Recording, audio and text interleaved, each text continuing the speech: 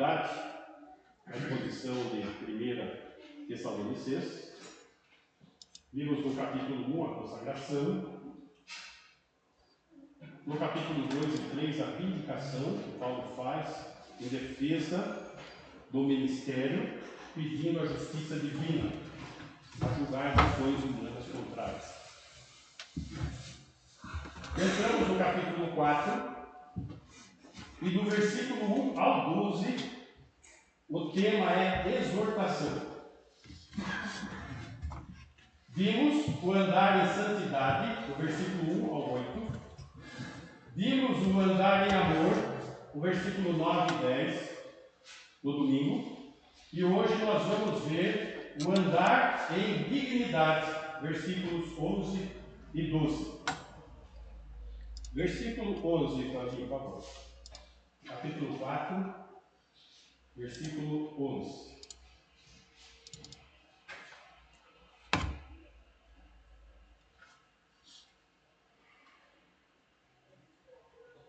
E a diligenciar-vos por viver tranquilamente, cuidar do que é vosso e trabalhar com as próprias mãos, como vos ordenamos. Muito bem. E a diligenciar-vos. Note, tem uma divisão natural aqui. Diligenciar a quê? A viver tranquilamente. Ponto 1. Ponto 2. Cuidar do que é vosso. Ponto 3. Trabalhar com as próprias mãos.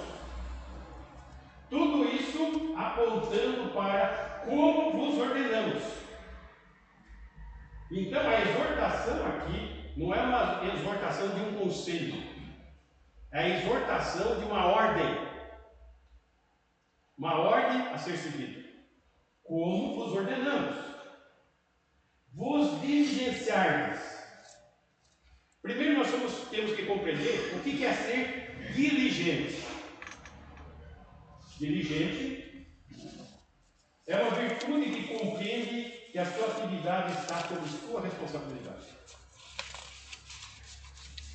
E é o seu dever cumprir.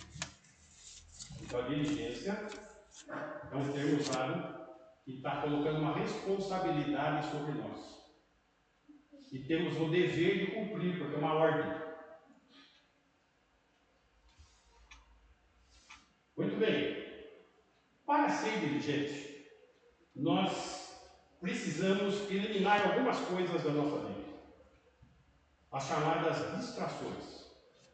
Aquilo que não estão contidas dentro das ordens. Aquilo que vem paralelamente no nosso sistema de vida. As demais coisas que não estão sendo citadas ali. Nós não podemos perder o foco. O foco é esse. O foco é viver tranquilamente, cuidar do que é vosso e trabalhar com as próprias mãos. Esse é o foco da vida do cristão. E nesse propósito, nós não podemos ter negligentes e nem indiferentes. Então não pode haver negligência e indiferença quanto à ordem. Provérbios, capítulo 12, versículo 27. Provérbios 12, 27. O preguiçoso não assará sua casa, mas o bem precioso do homem é ser ele diligente. Notem, qual que é o bem precioso do homem? Ser diligente. Interessante que a gente pode estar pensando assim, sempre isso para alguém, não para a gente. Mas eu acho que diante desses 3 pontos aqui, nós temos que todos estar atentos. Porque é uma ordem, claro, diligência. Esses 3 aspectos são 3 pontos importantes da vida. E tudo isso apontando para a nossa fé. E nós precisamos ter o quê? Temor do Senhor. Meus irmãos, o temor do Senhor é a chave de uma vida significativa. No mundo desprovido de significado. Nós precisamos ter uma vida significativa, porque estamos num mundo que não tem significado nenhum. É momentâneo, é passageiro. Às vezes eu fico pensando tanta dedicação que é colocada em coisas temporais, que não vão dizer muita coisa para a nossa eternidade. Pelo contrário, se esses 3 pontos não estiverem sendo cumpridos nesse viver, vão estar sendo prejudiciais. Muito bem. O que nós precisamos, então? Como deve ser nosso agir para sermos de fato diligentes? E aqui eu peguei uma definição. Pode voltar lá, Claudinho, no texto nosso? Eu peguei uma definição no Google. E uma definição aí do mundo. A definição de como viver para ser uma pessoa de sucesso. O interessante é que a mesma definição que eles dão, se nós aplicarmos a nós, dá um sentido como se fosse uma avenida com 2 mãos. Porque a fala depende do lado que nós estamos indo. Veja só a definição. Devemos ser capazes de antecipar os problemas, enxergando soluções, avaliando o cenário e indo pelo melhor caminho, profissionalmente falando. Agora eu vou falar espiritualmente falando, a mesma definição. Capaz de antecipar os problemas. Que problemas que podem trazer para eu não ter uma vida tranquila? Que problemas de cuidar do que é meu, das minhas coisas? Eu sou mordomo de Deus. O que Deus me deu é dele. E trabalhar com as próprias mãos. Dentro da mesma definição. Como ordenamos. Notem que a definição em si está correta. O que está errado? A direção. Se a direção é cumprir a vontade do Senhor ou ser um sucesso nesse mundo.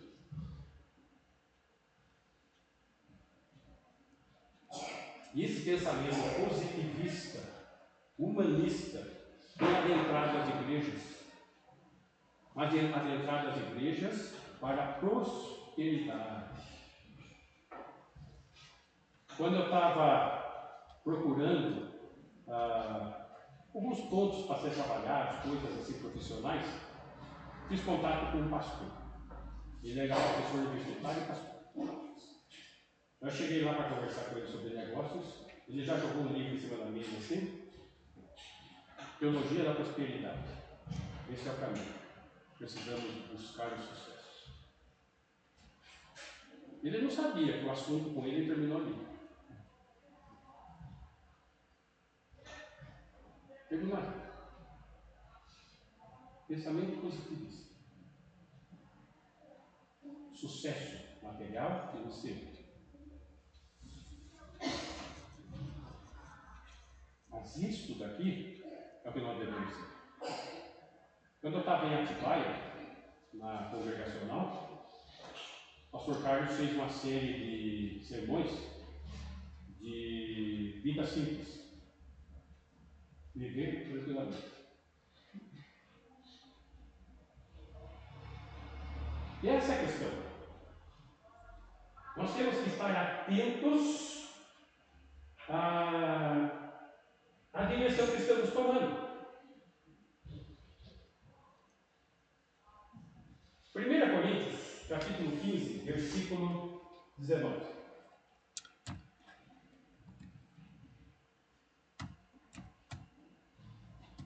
15, 19. Primeira coisa.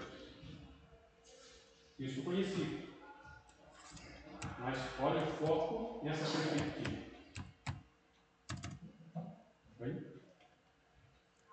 Se a nossa esperança em Cristo se limita apenas a esta vida, somos os mais infelizes de todos os homens. Se o meu foco se limita a esta vida, se as minhas ambições se limitam a esta vida, se os meus desejos se limitam a esta vida, se os meus projetos se limitam a esta vida, se a maneira que eu procuro visualizar um futuro que se limita a esta vida,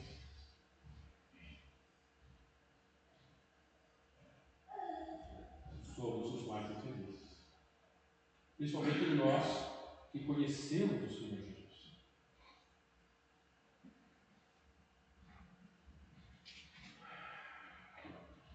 Se eu viver da minha fé não tem nenhum conteúdo significativo, só enfatizando o presente aqui, temporal, sem considerar o futuro eterno, que fé é essa? É uma fé humanista? É uma fé materialista? É uma fé limitada a este mundo?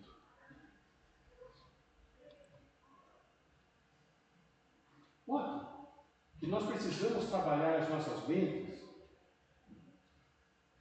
quanto às ambições que nós temos. As ambições. A ambição é estar fazendo a vontade de Deus, vida tranquila. É estar dentro da vontade de Deus, vida tranquila. Notem que nós estamos em Tessalonicenses. Lá em Tessalonicenses estava existindo um problema. Alguém chegou lá naquela igreja e falou que estava se cumprindo a volta de Jesus e tudo já estava concluído, então as pessoas começaram a fazer o quê? Por que ficar me dedicando às coisas do mundo se Jesus já está agora aqui a segunda vinda, já vai cumprir tudo? Começaram a vender as coisas, deixar de trabalhar, pagar as coisas. Esse é o oposto. Não é esse tipo de vida tranquila que eu estou falando. Mas também o outro oposto, errado, ambição, sucesso material. A vontade de Deus está numa vida tranquila, mas o terceiro ponto fala de trabalho.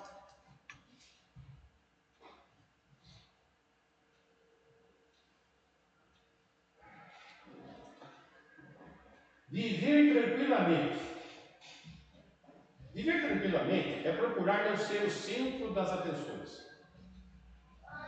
Cristo é o centro. A vontade dele é o centro.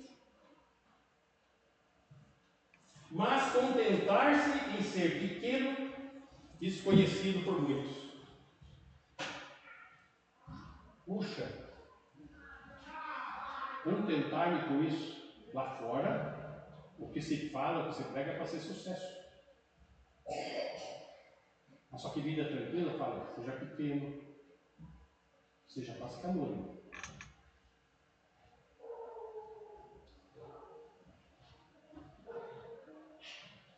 Porém, qual que é o foco? Ser amado e apreciado apenas por Cristo.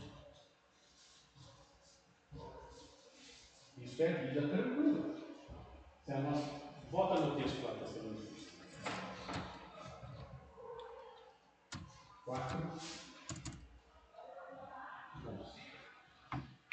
E a diligenciar-vos por viver tranquilamente. Tranquilamente. E cuidar do que é vosso.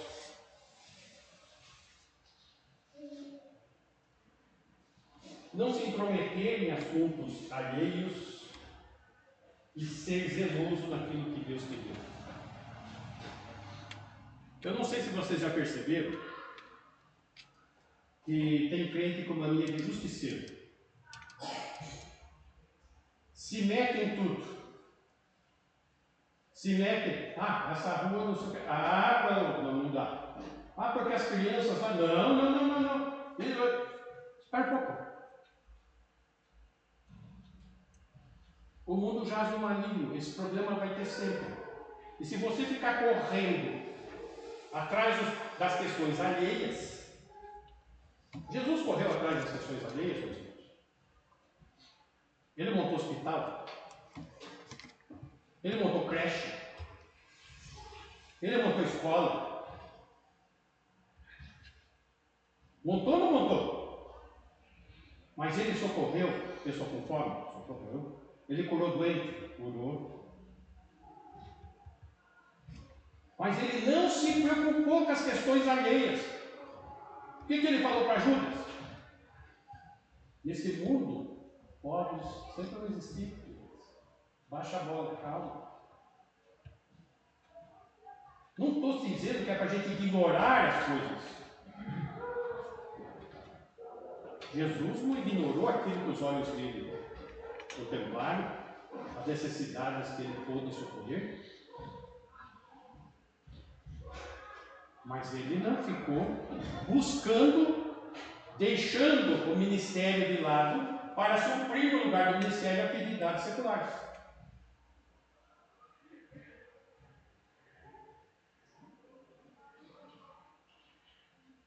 Então, tem muita gente passando fome. Então vamos fazer a segunda-feira do sopão. E sair distribuindo sopa. Se não tiver o evangelho junto, qualquer ser espírita faz isso.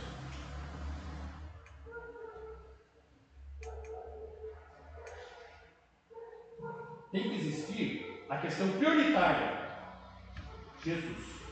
A salvação de Jesus. Aquilo que vai trazer uma solução eterna.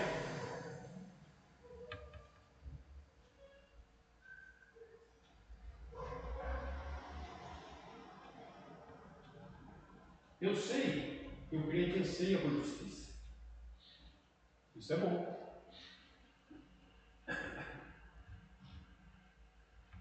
A Bíblia fala disso. Mas a Bíblia também fala que será suprido.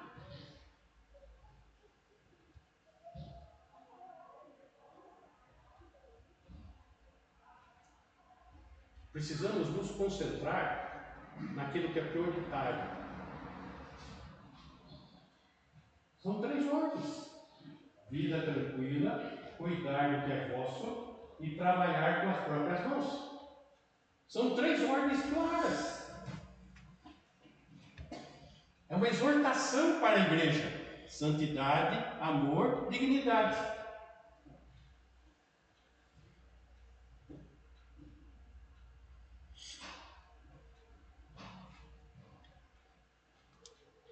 Trabalhar com as próprias mãos. Não ser parasita. Não ser aproveitador. Não viver à custa dos outros.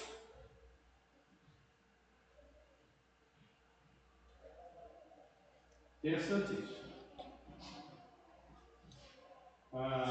E nós precisamos ter cuidado muito grande com nossos filhos. Estava conversando com o Dr. Valmir e ele estava me falando que o grande movimento do consultório dele está sendo de pais e seus filhos já maduros, com seus 30 e tal lá, que termina um curso, começa outro curso, termina um curso, começa outro curso, nunca teve uma profissão, nunca trabalhou, só estuda e começa a dar parafuso da pessoa porque ela é o parasita.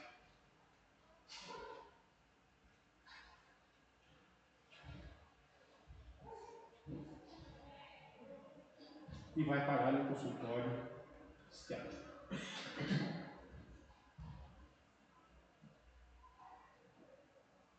Por quê? Gente, aqui, tá simples. Vida tranquila, cuidar do negócio e trabalhar com as próprias mãos. Como vos ordenamos.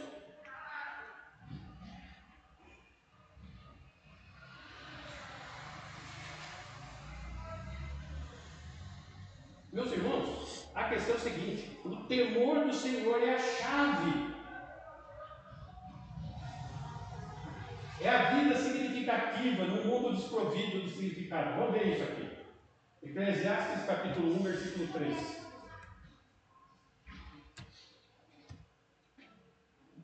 Eclesiastes 1:3.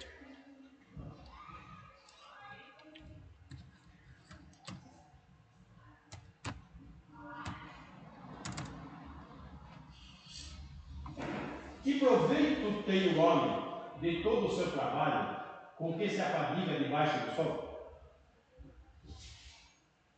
Que proveito? Versículo 14.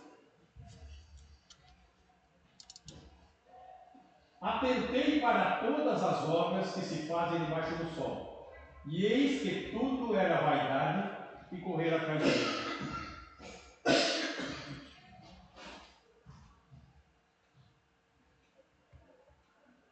Fui visitar um parente meu certa vez, ele pegou uma enfermidade terminal. Eu fiquei pensando muito na vida dele. Ele tinha um bar, esses bares que faz lanche, faz coisas, sabe?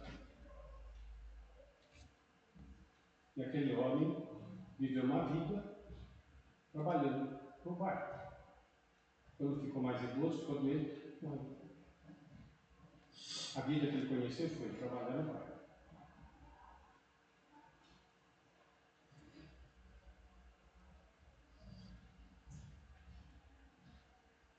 Trabalho é digno, é. Mas sem Deus, sem temor de Deus, é nada. É correr atrás do vento. A chave é o temor de Deus. Capítulo 2, versículo 11.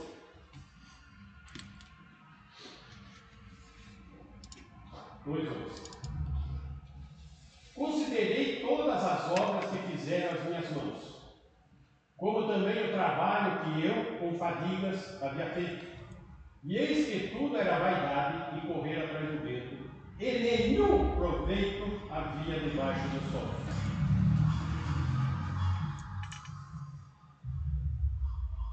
Nenhum proveito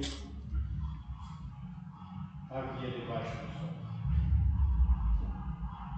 Passamos perto disso, né?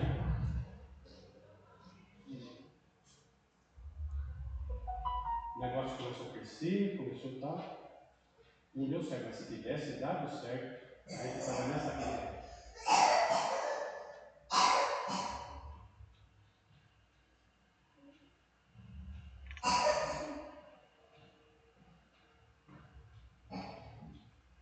Capítulo 2, versículo 22.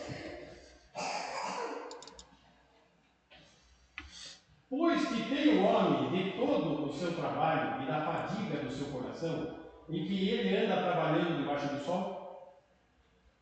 O que vai produzir? Aonde ele vai chegar? O que é isso? Versículo 23. Porque todos os seus dias são dores, e o seu trabalho desgosto. Até de noite não se descansa o seu coração.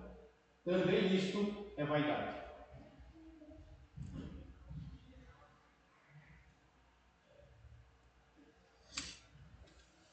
Quando eu jogava nos veteranos, eu conheci um senhor que veio de São Paulo. Sucesso. Aí, porque ele largou o sucesso dele em São Paulo, ele foi lá para Atibaia refrescar a cabeça. Por causa disso. Correria, empresa, prestação de serviço, especialista técnico, de análise de tudo. Então, as boas ideias vinham de noite. Então, ele levantava, estava dormindo, dava uma ideia no sono lá, ele levantava e gravava a ideia, o outro estava dormindo, depois levantava e gravava. Agora essa ideia, esse outro dia não lembro. Tá? Isso é vida?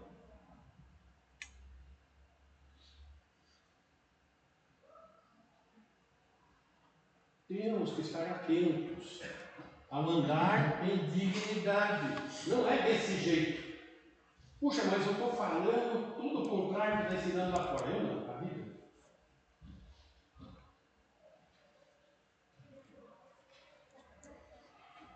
Capítulo 3, versículo 12.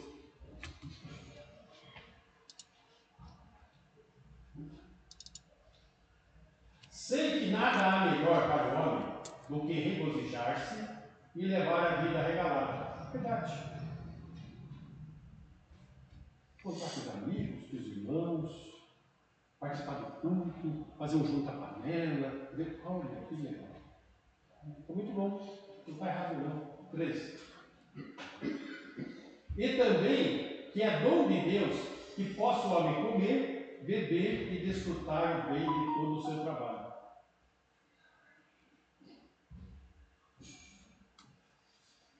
Mas para isso precisa ser tudo aquilo que o mundo te pregado? Não. Vida tranquila, gente. Tem um alvo, um objetivo. Esse é o objetivo. Esse é o alvo. Vida tranquila.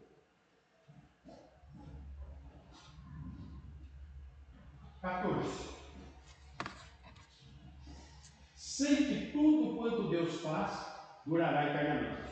O que Deus faz dura eternamente. Nada se lhe pode acrescentar e nada lhe tirar. E isto faz Deus para que os homens temam diante dele. Temam diante dele. O temor do Senhor é a chave de tudo.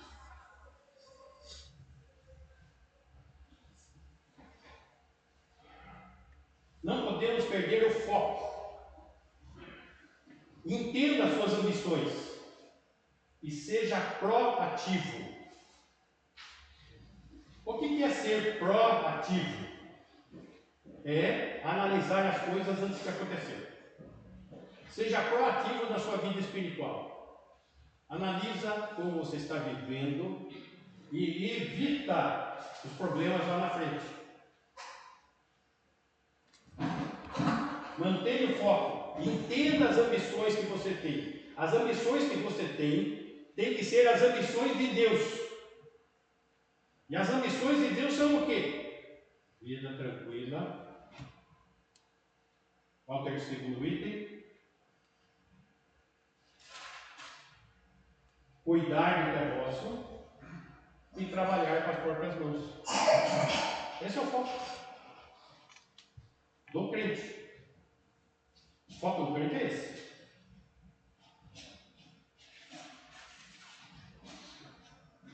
Tudo objetivando uma vida com temor de Deus.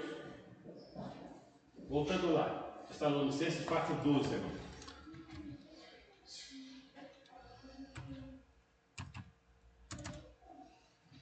De modo que vos porteis com dignidade para com os de fora, e de nada venhais a precisar. Perceba só. Então, nós temos que nos diligenciardes para viver tranquilamente, cuidar do que é vosso, trabalhar com as próprias mãos, de modo que vos porteis com dignidade. O andar em dignidade. Diante de quem? É o testemunho, meus irmãos. Para com os de fora.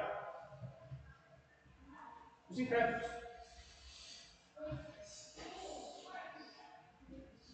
Os incrédulos. O fato de aguardarmos a vinda do Senhor nos ares, que é como conclui o capítulo 4, que deve ser uma grande expectativa do crente, não é desculpa para abandonarmos responsabilidades práticas da vida diária, como estava acontecendo lá. Pois o mundo olha para nós julgando o nosso Senhor pelo nosso comportamento. Olha só. Você pode perceber, lá fora, todo mundo faz de tudo que é errado à vontade de ninguém. Mas se um aqui de dentro fizer coisa errada, na hora, vão acusar quem? O Senhor.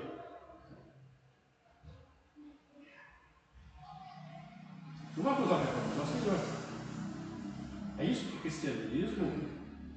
Então, Jesus morreu na cruz por isso, para criar um grupo de pessoas que vivem essa vida mundana. Quer dizer, daí um comete e todo mundo entra no balaio e é Deus que é o culpado. É assim que funciona, meus irmãos. E Deus sabe disso. Porque é o seguinte, você vê o incrédulo lá fora, ele apronta, não acontece nada. O crente dá uma aprontadeira para tudo. Mas é para acontecer mesmo. O viver do crente não é para isso. Essa é a questão que nós temos que estar atentos. O mundo olha para nós julgando o nosso Senhor, olhando o nosso comportamento. Daí a razão de que devemos andar em dignidade. Vos porteis com dignidade. Vos porteis com dignidade. Dignidade. O que é dignidade? É a qualidade de alguém que é honrado e exemplar. No caso, o valor espiritual apropriado a Cristo. Por que nós temos que ser assim? Por causa de Cristo. Tá? Com o testemunho dos de fora, dos incrédulos. Eles que têm que ver isso acontecer aqui. Num estilo de vida independente e atraente. Como que é esse estilo de vida independente e atraente? Vida tranquila. Né? Vida tranquila. Cuidar do que é vosso e trabalhar com as próprias mãos.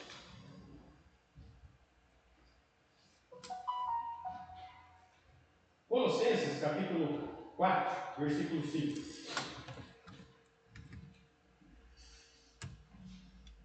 Colossenses 4, 5. Portai-vos com sabedoria para com os que estão de fora, aproveitai as oportunidades. Portai-vos com sabedoria, com cuidado, de nem dizer e nem fazer algo que dificulte o Evangelho de Cristo. Para com os de fora. Os de fora, eles se interessam mais pelo nosso andar do que no nosso falar. A gente pode sair pregando, pode sair falando, pode fazer. Eles vão olhar para a sua vida. Para a sua vida.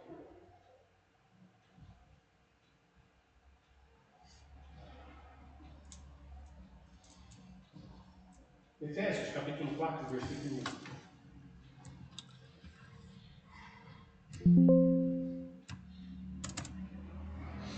Efésios 4.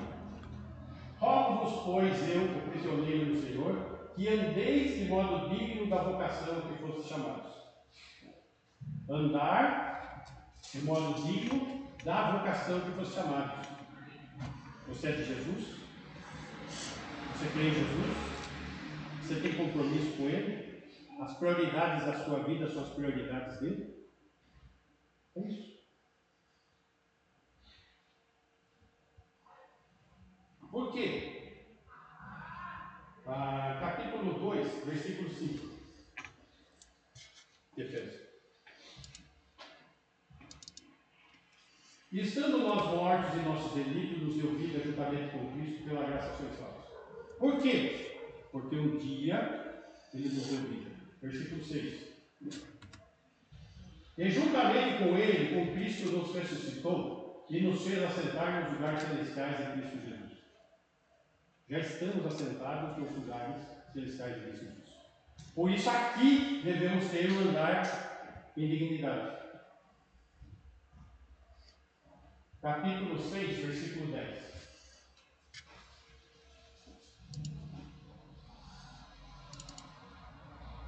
Quanto a mais serem fortalecidos do Senhor e na força do seu poder, para andar em dignidade. 11.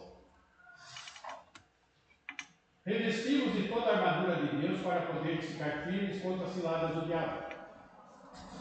Andar em santidade, andar em amor, andar em dignidade. São exortações para a igreja, para as nossas vidas. Para que nós possamos servir a Deus. Versículo 12. Porque a nossa luta não é contra o sangue e a carne, não é aqui. Muitas vezes o crente acha que a grande luta dele são contra os desejos pecaminosos que ele tem. Não é disso que ele está falando. A coisa é maior que isso. E sim contra os principados e potestades, contra os dominadores desse mundo tenebroso, contra as forças espirituais do mal nas regiões celestes. É uma batalha espiritual. Uma batalha contra o príncipe desse mundo. Contra os demônios. Aí precisamos ter um andar digno do Senhor. Porque Satanás é nosso acusador, lá diante do trono de Deus.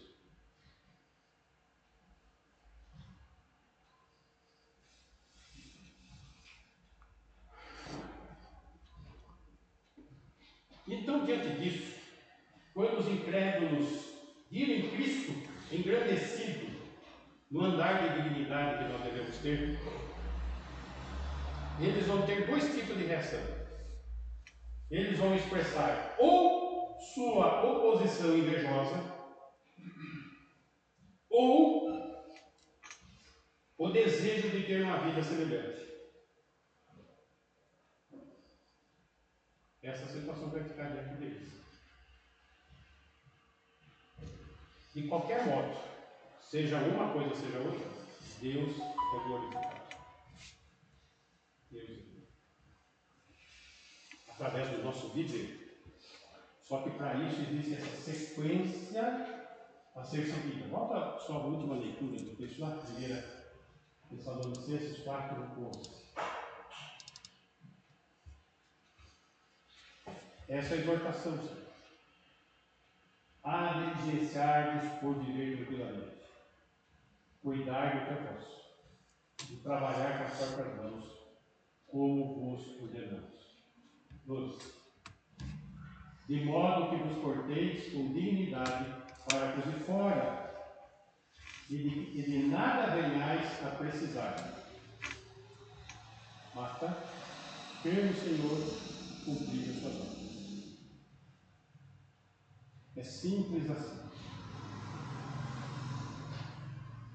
É simples, porém muito complexo para cada um de nós. Difícil. Porque não está em nós se sujeitar a isso. O que está em nós são grandes aspirações deste mundo. Vamos ter mais as aspirações que o Senhor quer de nós. O Senhor nos ajude. Amém? Vamos ficar em pé, vamos orar.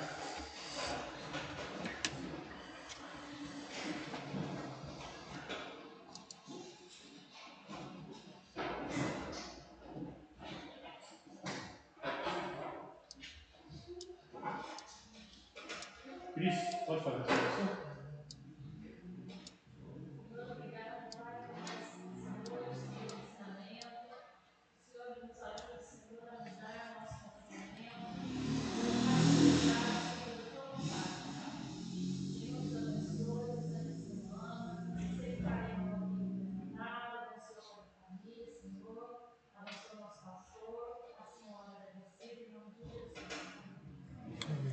Que o amor de Deus, o Pai, amor manifesto na entrega de seu Filho amado, o Senhor Jesus, que tem derramado superabundante graça sobre as nossas vidas a cada dia, e tem se feito presente em nós, na pessoa de Deus, o Espírito Santo, a nos consolar, ensinar e guardar até o dia de estarmos contigo. Que assim seja a tua igreja, hoje e sempre. Amém. Amém.